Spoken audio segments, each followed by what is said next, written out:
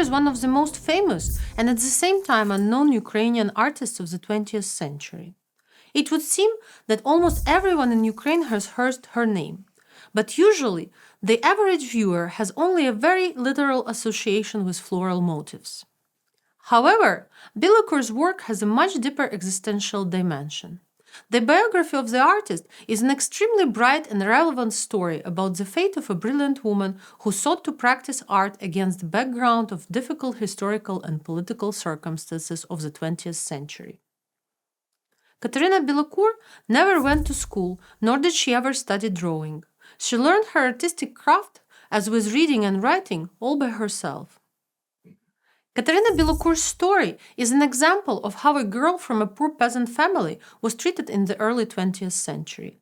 Giving her an education or even indulging her interest in becoming a professional artist was absolutely out of the question. Yet her cries, "I want to be an artist," were not empty posturing, but a fundamental standpoint of someone who sacrificed her personal happiness for the chance to paint. Kateryna Bilokur was born in the village of Bogdanivka, now Yahutin district in Kiev region. She made her first attempts at drawing with charcoal on a piece of home cloth. Later, she learned to prime the canvas and mix paints. Bilokur made brushes herself from bristles and used paints made from beets, elderberries, viburnum, onions, and various herbs. Twice, Kateryna Bilokur tried to enter the Artistic and Ceramic Technical School in Mirgorod and the Kiev Theatre Technical School, but not having a certificate of completion of the 7-year basic education, she was rejected everywhere and never received a professional education. Bilokur mostly painted flowers, as well as portraits of relatives and close people. She never made sketches, but mentally carried the idea of the picture for a long time until she could fully imagine it, down to the smallest details, and only then took up the brush. Among her early works made with oil paints on plywood are the famous portrait of Oля Bilokur, made in 1928, and portrait of collective farm worker Tetyana Bakhmach, made in 1932.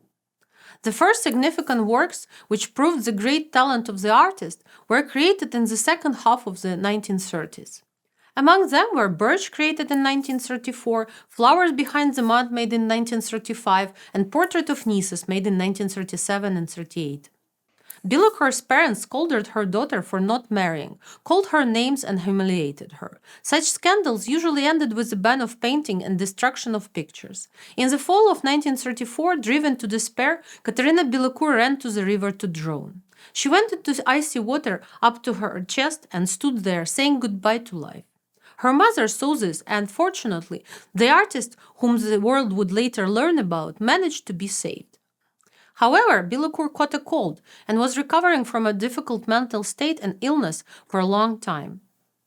Secretly from her parents, Kateryna drew decorations for local drama club productions, organized by her neighbor and a distant relative Mikita Tonkonov. Later, Kateryna even played on stage in several of those productions.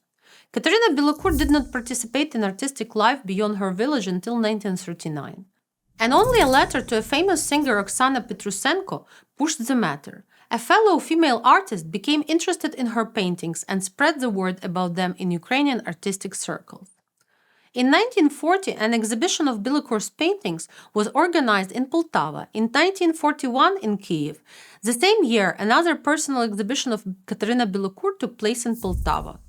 The majority of her early work was destroyed in the war, but the post-war period would inspire the next stage in the development of her work. After the forced collectivizations and the Holodomor, Ukrainian peasants were practically held hostages to their villages. They didn't have passports, although they could be obtained through the certificates of regional departments of the NKVD if the peasant had the appropriate permission, certificate from the head of the collective farm and the head of the local Communist Party branch. The heads of the collective farm needed free labor to fulfill the quotas, so they were extremely reluctant to let people go to the city, even to study.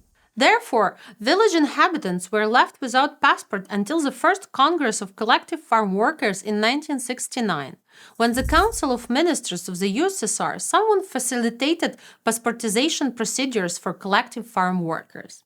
However, this did not apply automatically, and most of the villagers continued living without a passport even after 1969. Kateryna Bilokur was one of those who did not have a passport. After her first show in Poltava, she was awarded a trip to Moscow to see the Tretyakov Gallery and other museums. That trip changed her life because she saw so many artworks that impressed her and inspired her.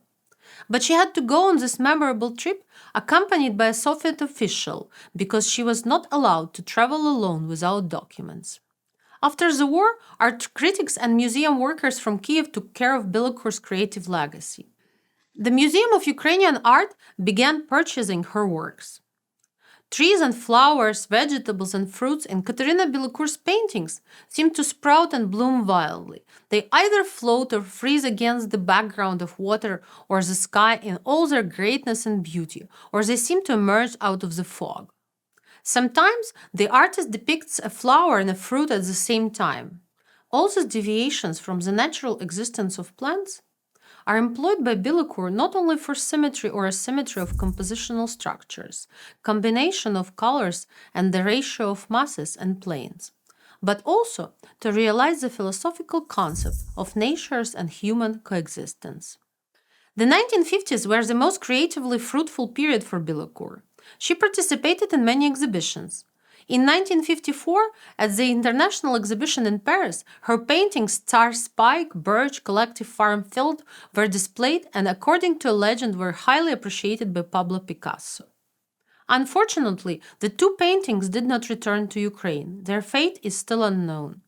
Bilokur managed to become one of the most prominent artists of Ukraine in one of the darkest periods of its history, Stalin's rule. Surprisingly, there is only one ideologically charged work in her entire oeuvre, a painting dedicated to the 30 years of the USSR, created in 1947. Kateryna Bilokur lived in poverty in the village until her death in 1961. It was extremely cold in her house in winter. For many years, the artist had been begging Soviet officials to provide her with an apartment in Kiev where she would be able to work in relative comfort. But they refused. The Soviet authorities presented her work as the work of a collective farm woman from the village of Bogdanivka, because the level of her art created an impression of happy life of Ukrainian peasants.